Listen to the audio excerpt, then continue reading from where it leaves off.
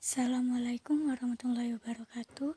Kami akan mempresentasikan tentang arbitrage pricing theory dengan nama kelompok Arif Widya Melaniasari, Rahma Afiati Zarlina, Felicia Aryani, dan Nanda Via Nur Aziza.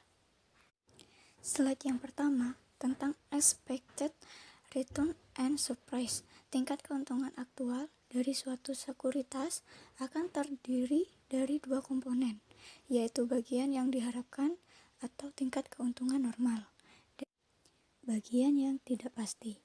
Apabila R, E, atau R, dan U masing-masing mewakili actual return, expected return, dan unexpected return, maka R sama dengan E dalam kurung R plus U.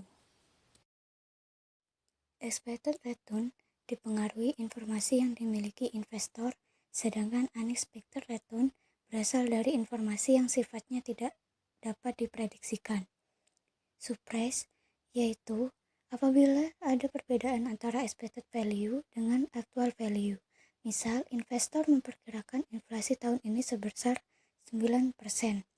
Ternyata diumumkan oleh pemerintah inflasi hanya 6%. Dengan adanya surprise, maka harga sekuritas akan berubah naik dan tingkat keuntungan yang bisa diperoleh juga akan naik. Secara sederhana dirumuskan bila pengumuman sama dengan bagian yang diharapkan ditambah surprise. Bagian yang diharapkan dari pengumuman telah dimasukkan dalam penentuan expected return, sedangkan surprise akan mempengaruhi unexpected return. Portofolio dan model faktor. Ini yang kedua. Pembentukan portofolio akan menghilangkan risiko tidak sistematis, sehingga dalam perhitungan risiko portofolio yang relevan hanyalah risiko sistematis yang dilambangkan dengan beta. Sama halnya seperti CAPM, maka hubungan expected return dan beta adalah linear positif. Dalam CAPM dinyatakan E kali R sama dengan RF plus beta 1 dalam kurung E dikali R1 dikurangi RF ditambah beta 2 dalam kurung E dikali R2 dikurangi RF ditambah titik-titik beta K dalam kurung E dikali RK dikurangi RF.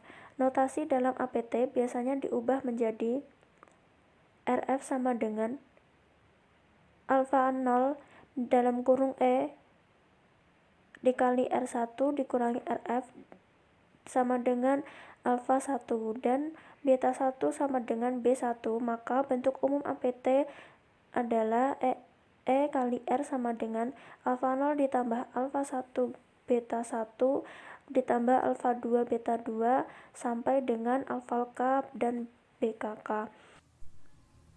Aplikasi hukum satu harga. Persamaan arbitrage pricing untuk satu faktor artinya harga suatu aktiva hanya ditentukan satu faktor.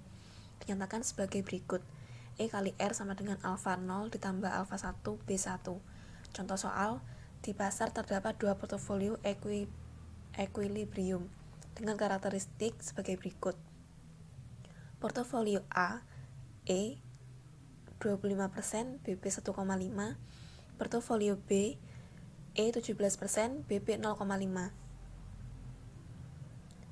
Apabila di pasar juga terdapat portofolio C dengan E kali RC sama dengan 20% dan BC sama dengan 1,0, maka terdapat kemungkinan arbitrage memperoleh laba tanpa menanggung risiko. Caranya membentuk satu portofolio yang terdiri dari portofolio A dan B tetapi memiliki faktor risiko B besarnya sama dengan BC. Misalnya portofolio D terdiri dari 0,5 portofolio A dan 0,5 portofolio B.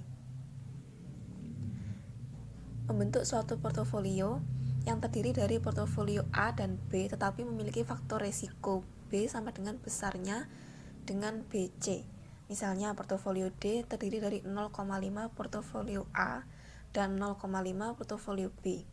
E kali RD sama dengan 0,5 kali 0,25 dikali 0,5 dikali 0,17 sama dengan 0,21.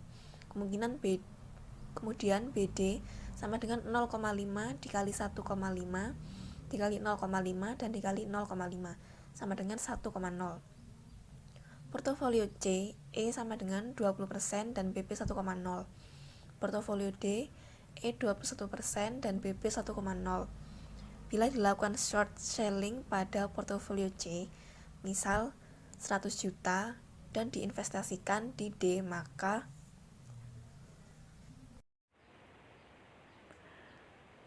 selanjutnya, portofolio arus kas awal, arus kas akhir, resiko portofolio.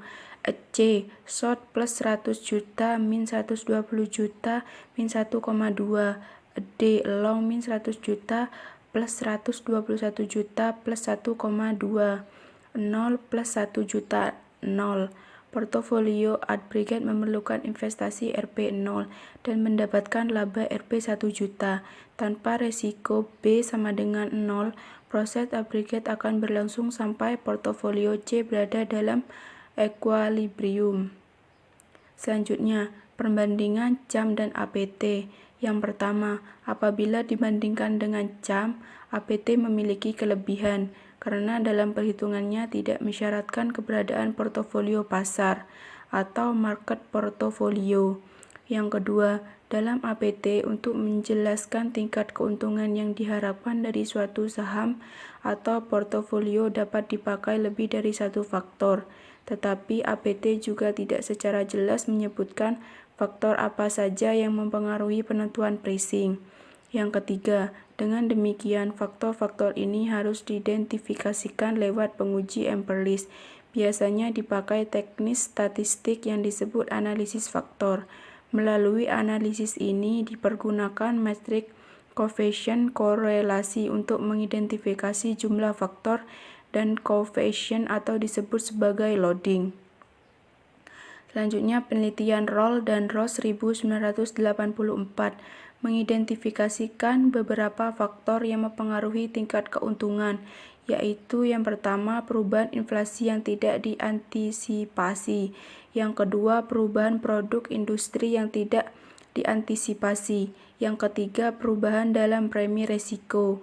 Yang keempat, perubahan slope dari kurva hasil yang tidak diantisipasi. Yang terakhir, hal ini diberkembalikan dengan CAM, di mana model ini menyatukan semua faktor makro ke dalam satu faktor, yaitu return portofolio pasar.